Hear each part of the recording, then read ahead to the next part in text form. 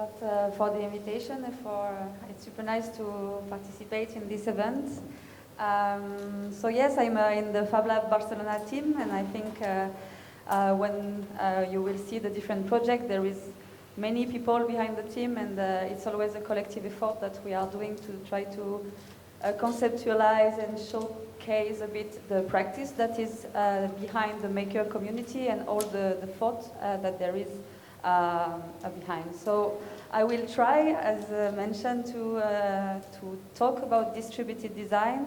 My personal background is more systemic and circular design, but I'm slowly getting into the distributed design, and specifically you will see that all the knowledge that is being built around distributed design is relating to one project, one platform, a European project that I will also present.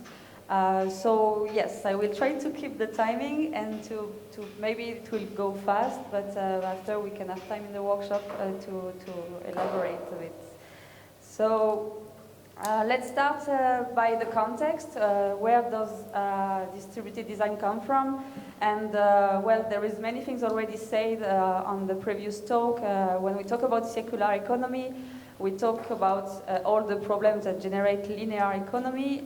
But we also, it's interesting to think of also the scale and the places where the things are distributed, and how, for instance, only one product could make the round of all the tour of all the planets to be produced and go in one place to come back to another, etc. So the logistic is generating a lot of impact, and this is one of the starting points of the action that we are also doing with Fab City and distributed design. Is not only a matter of energy, materials consumption, but it's also a problem of well-being at work, and also in terms of inequality, in terms of well, a situation compared to other places, and it's generating, as we know, whole this ton of waste. In any, it could be electronics, it could be plastic. When we look widely at the industry, it's now really accepted that there is this huge ton of waste, and it has been quite crazy to go at this point in the economy. So the main question that we come also with the Fab Lab network and the maker is how can we change this paradigm, how we can reduce the ecological footprint of products, democratize access to technology by also improving quality, design, and expand the market for small-scale initiative for designers, for makers, and manufacturers. So maybe you have already seen the diagram, but if it's the first time, also I can comment that all the distributed design is consumed in the context of Fab City. And the idea is, as I started initiating the thing, is that it's not about creating a big global economy, but it's about creating local places of circular fabrication in different places, and that is not about product transportation and product flow, but instead it's about how we can endeavor local production, circular fabrication locally with local resources, and instead of exchanging products, exchanging data, and this is why there is the model from PITO, product in, trash out, to DIDO, which is data in and data out. Of course, when we think about local production, there is many scale to consider, and it's true that all of this is coming from also the Fab Lab perspective and the idea that citizens can make almost everything. So at the local scale, at home, it was interesting to see what we can produce and what we are able to produce at this level. But when we think more globally and local production, there is different scale and need to be adjusted with the right institution, the right manufacturing infrastructure. So we can think about this multi-scalar approach with what can we do at home, what can we do at the neighbor scale, what can we do in the city, and after how we connect the different city, the different region, and we try to have a different impact at global scale by minimizing, as I was saying, the flow of products, but maybe having a right digital infrastructure to structure all this mindset. So when for a definition of distributed design, for us, we have formalized it as a new approach to design which use global connectivity to move data instead of products. And this approach rethinks how goods are produced, from what material, and enhance the customer relationship in their product. I think the diagram on the right is quite helpful. Is showing that it's about a citizen and people creating design that are shared in an open source way in digital platform, in the cloud, and all this product after is considered at the global market that people in different locality can go to connect, to upload the file and do their own in their locality. And inside the locality there will be the role of Fab Labs that is quite key because it's connecting and it's empowering citizens to go and to fabricate and prototyping, and it's creating links with local manufacturer, and also integrating, of course, all the end-of-life facility in the loop. But if we want to keep it simple, think, if you're not familiar with distributed design, think it's like a baking cake. So the practice of a distributed designer is like you are in your kitchen, you will buy your own ingredients, you will purchase them locally, and you will follow a recipe, maybe in a whole book of your grandma. Maybe it will be already like a tutorial online in a platform. But this is the basic. And of course, the first time you follow the recipe step by step, you learn about the ingredient, the process. Sometimes you might fail, and then you repeat, change, share. You make, you design, you make again. And slowly you are part, and you are here. You are like part of the community, and you can also contribute with some changes, customize some product, and improve it in an open source way.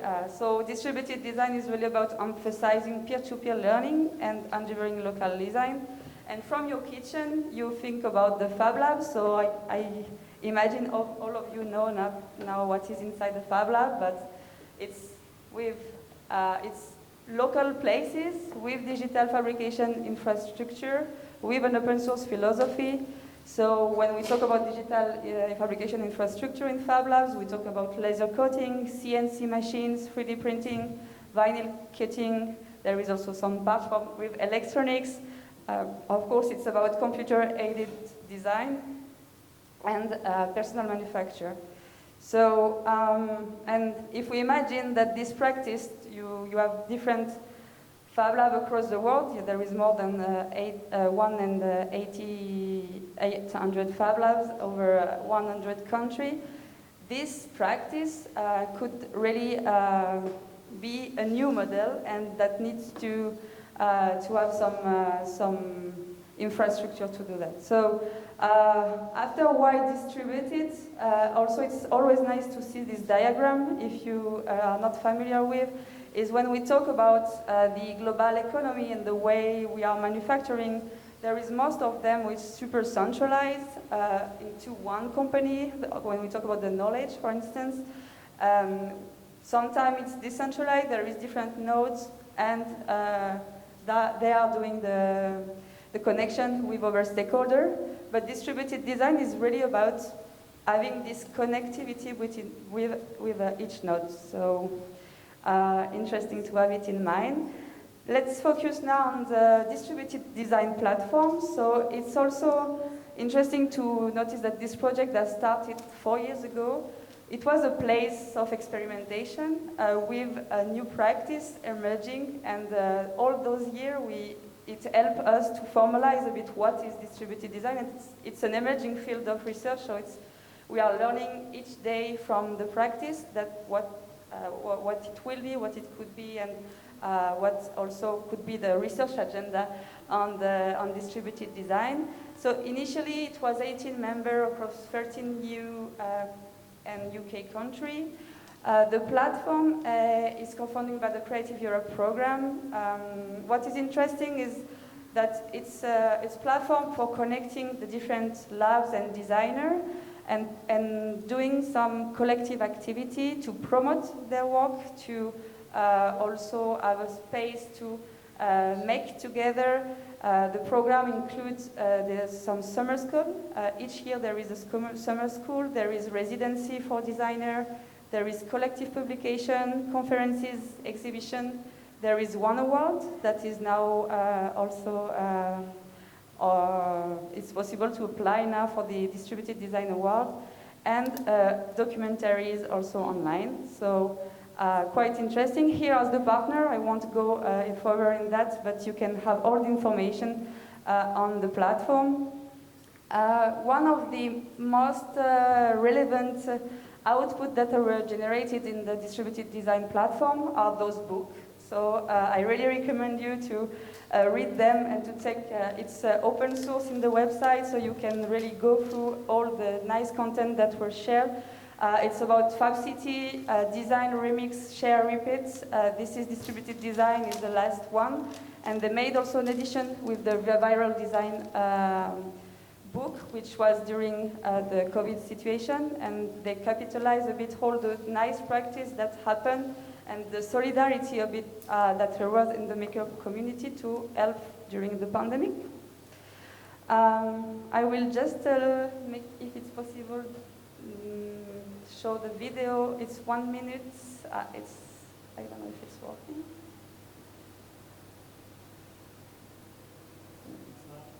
I'm not sure. No. Well, it's not a big issue. It was for, maybe we can put it afterward during the workshop. There is a video, 1 minute and also 10 minutes, that's really explained by the stakeholder of the project that what is distributed design, and there is example of what it is. So I'm going on.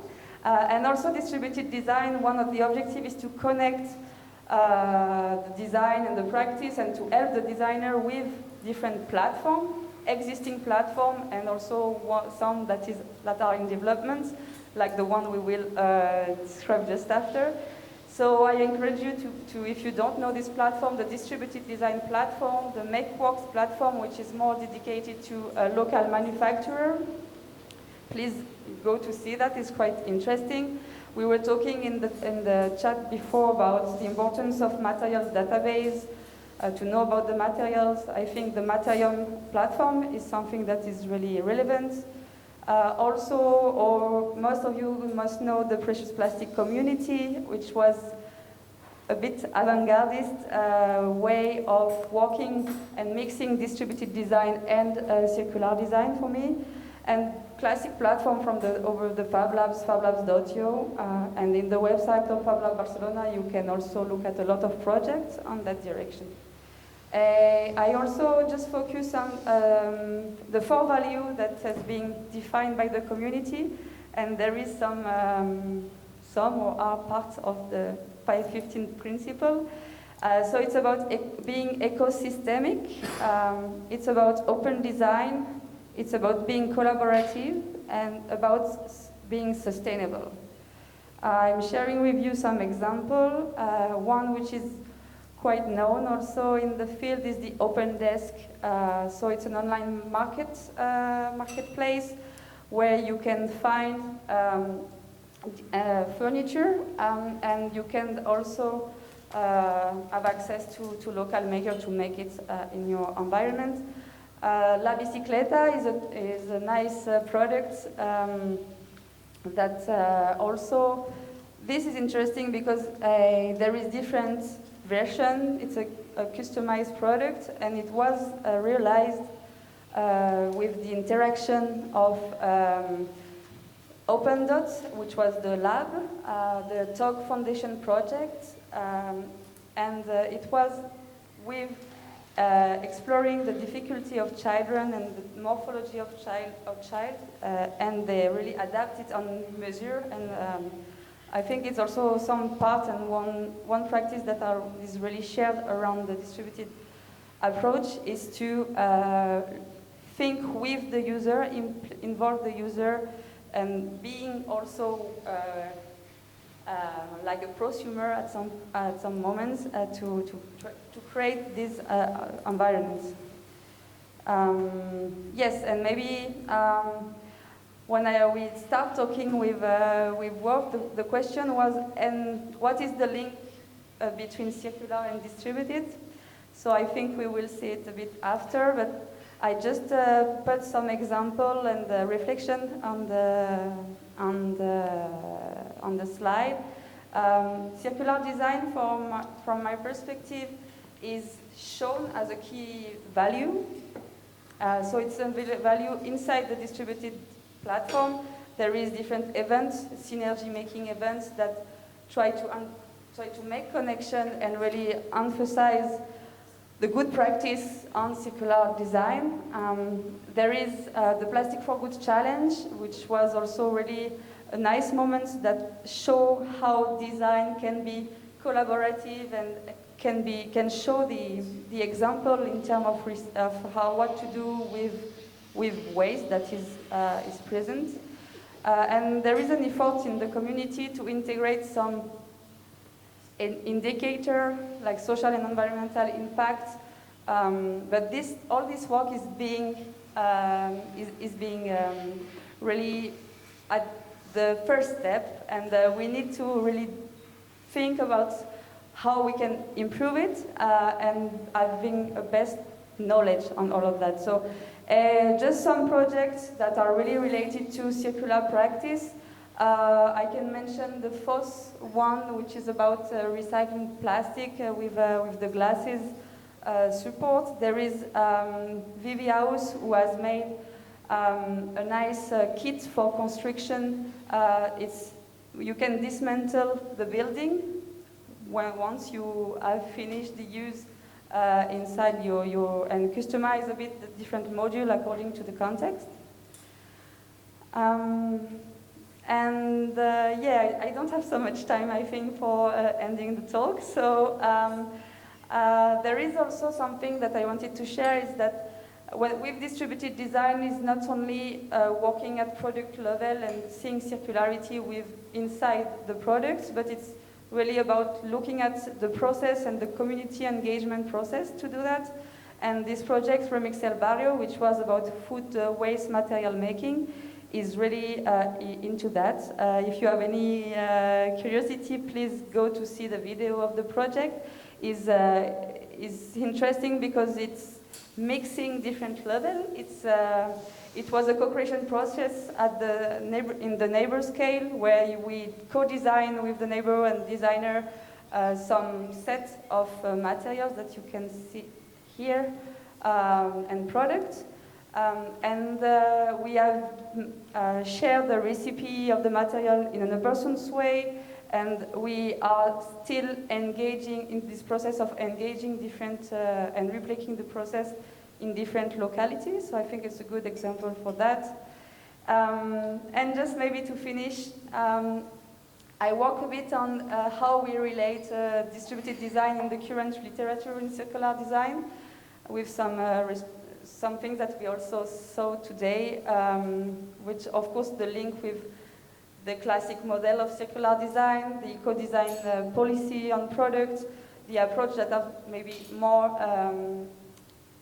related to the environment and the system, the community approach, which is systemic design, proximity and cosmolocalism, transition design, and maybe something that is relevant for the two box there that we focus on design digital or design open source. I think it's the relation and the question about the role of technology, and maybe it was also the answer this morning about if digital fabrication is the solution to many environmental problems. And I think the answer is, of course, according to the context and in a scenario that is already thought to be to be sustainable. Digital fabrication as such is not more sustainable than other tools. Yeah, so I think I will close the talk now. Just maybe finishing that I think to learn more of this link between circular and distributed, distributed design is bringing to circular design creative culture, platform, and social seed for real circular economies, while circular design and eco-design will help the distributed design community with guiding principles for better awareness and consideration of environmental impact. And this is quite key, as we mentioned, to also in all those designs and all this platform we can see on the screen to still have somewhere the environmental aspect, impact to be aware of. And I will let maybe the next speaker to explain with example with the platform of Fab City OS what is it.